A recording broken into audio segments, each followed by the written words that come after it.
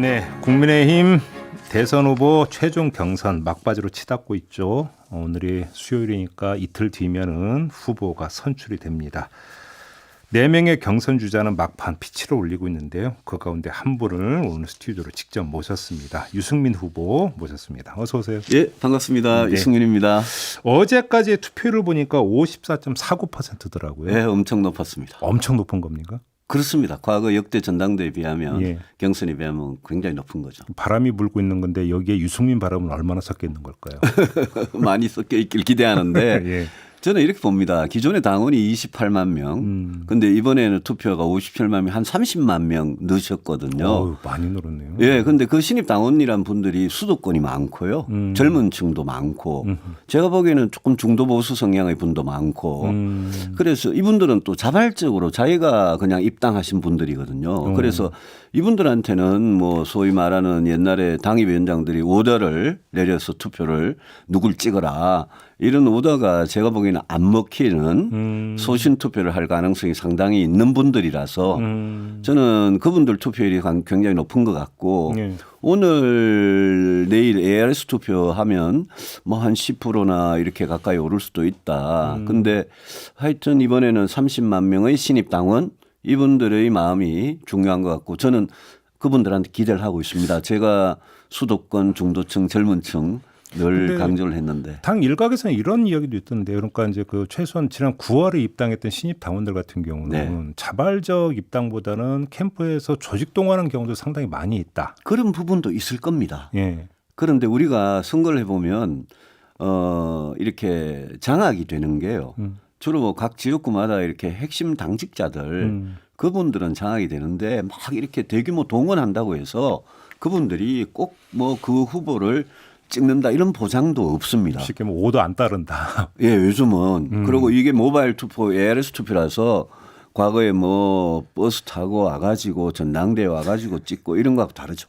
용팔이 사건 있을 때하고는 뭐 전혀 판이 다르다 이런 그렇죠. 말씀이죠. 알겠습니다. 그러니까 정밀 분석을 하기 전에 먼저 좀 하나 여쭤볼 게 있는데 네. 이게 이제 그 뜨거워지다 보니까 좀 잡음도 나오고 있고요. 그래요. 예, 어제 같은 경우도 뭐 이제 한 그 지구에서 뭐 당원한테 윤석열 후보를 지지해달라고 이야기를 하는데 예. 뭐 국민의힘당이라고 하면서 했다. 그래서 뭐 홍준표 캠프고 윤석열 캠프 간에 또 막 공방이 오가던데 맞습니다. 어떻게 뭐 지켜보고 계세요? 여러 뭐 단체를 사칭하는 거 또 제 지지자들 같은 경우에는 춘천과 여의도에서 전당대회 그 경선 토론장에서 지지자들이 폭행을 당하고 예. 또 공천권을 가지고 협박을 했다 안 했다 이런 논란이 있고 이래서 저는 그런 부분에 대해서 당 지도부나 선관위가 뭐 합니까? 그 역할이 그런 거 나오면 진상조사를 하고 그걸 경종을 울리고 처벌을 하고 이래야 되는데 네. 그런 노력이 좀 부족한 게 아쉽고요. 예. 그런 정말 구태적인 모습들이 아직도 남아있다는 게 부끄러운 일이죠. 아, 그래요. 알겠습니다. 우리 후보님께서 지난 8월에 바로 이 자리에서 네. 홍준표가 윤석열을 잡고 유승민이 홍준표를 잡을 거다. 이렇게 제가 그랬습니다. 호언장담을 하신 바가 있었는데 어떻게 지금 예. 실현되고 있다고 자평하십니까? 일반 민심에서는 예. 제가 일주일 전에 25, 26일 날 실시된 갤럽 전화 면접 조사에서 예.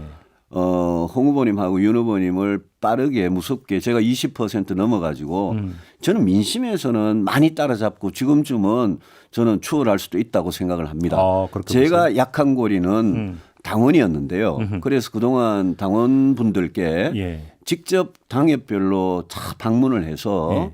제가 당원분들께 왜 유승민이 돼야 본선에서 이길 수 있느냐를 제가 굉장히 설득을 하고 예. 특히 우리 좀 보수적인 성향의 그런 당원분들께는 제가 저에 대해서 박근혜 대통령 탄핵 때문에 서운했던 불편했던 감정은 이제 좀 거두어 주시라. 이제는 서로 합심을 해서 누가 후보가 돼야지 이 이재명 후보를 이길 수 있느냐. 그게 바로 정권교체고 대선 승리 아니냐. 그 점을 제가 굉장히 강조를 해왔습니다. 그래서 예, 저도 당원 쪽에서 제가 얼마나 지지를 받을 수 있을지 뚜껑을 열어봐야 알겠습니다. 아, 그래요? 여지가 많이 있다 이렇게 보시는 겁니까? 저는 당원들한테도 제가 충분히 설득을 했고 아까 말씀드린 대로 영남의 당원들은 제가 직접 설득을 하고 또 우리 수도권의 당원들 젊은 당원들은 이제 그분들의 아주 소신 투표를 제가 기대를 하는 거죠. 그런데 여론조사 지표만 놓고 보면 네. 2030 지지층이 우리 후보님보다는 홍준표 후보를 상대적으로 더 지지하는 걸로 나오지 않습니까? 얼마 전까지 그랬어요. 근데 최근 제가 아까 말씀드린 여론조사를 보면 20대, 30대, 40대에서 저에 대한 지지가 굉장히 빠르게 올라오고 있기 때문에 제가 뭐 어디서 뭐 그렇게 올라오겠습니까? 네. 주로 젊은 층에서 올라오는 건데 예. 저는 그래서 젊은 층을 두고 지금은 홍준표 후보님하고 저하고 둘 사이에 굉장히 경쟁을 많이 하고 있다. 네, 그렇게 저는 보고 있습니다. 알겠습니다. 좀 전에 여론조사를 잠깐 언급을 하셨기 때문에 네. 이건 좀 알려드려야 되는데요. 이 언급하신 여론조사 내용은 머니투데이가 의뢰해서 한국갤럽이 10월 25일과 26일 이틀에 걸쳐서 성인 1,008명을 대상으로 조사해서 발표한 결과이고요. 자세한 사항은 중앙선거 여론조사 심의위원회 홈페이지를 참고하시면 됩니다. 예. 요즘 함께 여론조사를 언급하니까 시간이 저렇게 드네요. 바로 그겁니다. 정책 내용 좀 여쭤보겠는데요. 일단 네네. 이거부터 한번 평가를 여쭤보고 싶은데 이재명 후보가 네. 정부인 재난지원금 카드를 다시 꺼냈잖아요. 그렇습니다. 어떻게 평가하세요? 저는 지난해 총선 전부터 경기도가 제일 먼저 전 경기도민한테 재난지원금 10만 원을 드리겠다. 이렇게 하고 또 민주당이 전국민 재난지원금을 들고 나왔을 때부터 저는 분명히 반대했습니다. 그래서 저는 이걸 반대한 역사가 제법 오래됩니다. 네. 왜냐하면 복지 원칙이라는 게 국민들한테 세금 낼 여유가 되는 분들한테 세금을 거두어서 그 돈을 가지고 진짜 어려운 분들 도와드리는 건데 지금 진짜 어려운 분들이 누구냐? 자영업자 소상공인의 저소득층 빈곤층 아니겠습니까? 그런 분들을 도와드리는 게 복지 철학과 원칙이지 예. 이재명 후보식으로 전 경기도민, 전 국민 그 재난지원금을 다 주면 그러면 돈이라는 거는 예산이라는 거는 한정이 돼 있는데 그거를 진짜 어려운 분들한테 집중을 못 하거든요. 그래서 제가 늘 이야기하는 게 그렇게 전 국민 드릴 것 같으면 그 돈으로 어려운 분들 2번, 3번 도와드릴 수 있는 거를 왜 그렇게 하느냐 이런 제가 이야기를 늘 합니다. 네. 그래서 이재명 후보의 그 기본소득 거기에 대해서도 저는 완전히 다른 개념의 공정소득이라는 걸 대안 해결책으로 제시했는데 네. 그래서 늘 이재명 후보와 저는 그런 정책에 있어서 뭐 철학과 그 구체적인 방법의 차이가 뭐 분명한 그런 겁니다. 그동안 논쟁도 많이 했습니다. SNS를 통해서. 근데 우리 후보님이 이제 워낙 이제 소신인가 확고하시니까 이제 그런 입장을 뭐 서슴없이 내비치기는 하시는데 네. 근데 만약에 대선이 코앞으로 다가온 상태에서 국민의힘 예. 같은 경우 이걸 그러니까 완전히 결사적으로 그러니까 반대 전선을 칠 수 있을까요? 어떻게 보십니까? 저는 쳐야 된다고 생각하는 게요. 예. 미래 세대의 빚을 땡겨 가지고 아니면 지금 뭐 적자 국채를 막 발행하고 아니면 세금을 거두어서 이렇게 해가지고 막 퍼주기 식으로 예산을 쓰는 거 특히 선거 앞두고 그건 매표행인데 예. 그런 경쟁에서는 저는 보수 정당인 국민의힘은 절대 민주당을 따라갈 수가 없다고 생각합니다. 그래서 저는 거기에서 경쟁해서는 안 된다. 오히려 국민을 상대로 저 정책이 이재명 후보의 저 정책이 얼마나 앞으로 대한민국을 망가뜨릴 건지를 오히려 설득을 하고 예. 그래서 국민들 다수가 자각을 해서 저런 식으로 하면 정말 미래가 정말 위험해지겠구나. 당장이야 돈을 몇 푼 받겠지만 그런 생각을 들도록 해서 오히려 선택하는 게 그게 우리 당이 할 일이라고 생각합니다. 아무튼 그러면 이번 그 카드는 역시 표퓰리즘이다 이렇게 보시는 겁니까? 표퓰리즘이고 표퓰리즘이기 때문에 매표 행위고 저는 그걸 국민의 세금을 가지고 선거 앞두고 그래 쓰는 건 굉장히 나쁜 죄라고 생각합니다. 알겠습니다. 또 하나 여쭤볼게요. 그 여성가족부를 양성평등부로 바꿔야 된다고 주장하신 바가 있죠. 저는 양성평등위원회요. 위원회. 부도 아니고. 여기에다가 그 어제 페이스북에 어떤 말씀을 하셨냐면 배우 김선호 씨 관련 그 이야기가 있었던 적이 있는데 했습니다. 모든 남성을 잠재적 가해자로 보는 생각이 사라져야 한다 이런 주장을 하셨습니다. 그렇습니다. 어떤 취지의 말씀이세요?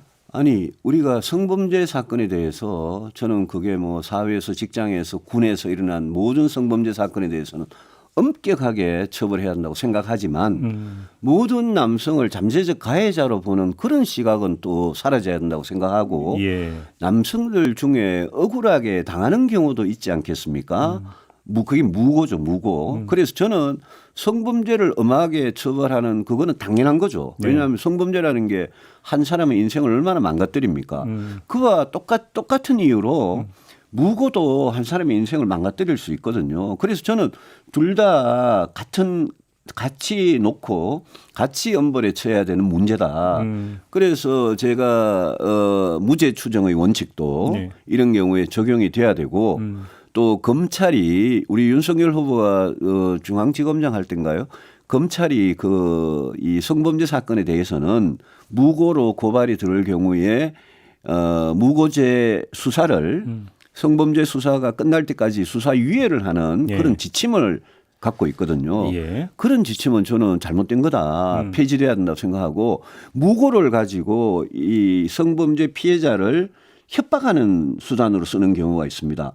그런 경우는 저는 그건 엉터리 무고 고발 아닙니까? 네. 그런 경우는 오히려 엉터리로 무고죄를 협박 수단으로 쓰는 경우는 오히려 그거를 더 엄벌에 처하면 되는 문제다. 그렇게 생각하죠. 물론 이제 그 개개 사건을 떠나서 예. 대한민국이라는 사회에 처해 있는 남성의 현실과 여성의 현실이라는 큰 틀에서 본다면 지금 후보님이 말씀하신 양성평등이라고 하는 그 잣대에 입각해서 본다면 지금은 좀 기울어져 있는 거 아니냐. 예. 요런 시각으로 접근할 수도 있는 거 아닐까요? 과거에는 기울어져 있었죠. 과거에는. 예. 지금은 아니라고 지금 젊은 세대는 그게 기울어져 있냐 아니냐를 가지고 예. 굉장히 갈등이 심하기 때문에 예. 저는 지금 MZ 세대의 그 갈등은 하나하나씩 그게 할당제든 가산점이든 성범죄와 무고죄든 하나하나씩 우리가 놓고 정말 이게 과연 차별 없이 성별에 따른 차별이나 특혜나 이런 거 없이 공정하냐 그런 관점에서 저는 한번 쭉 재검토가 돼야 되고 저는 그 케이스 바이 케이스로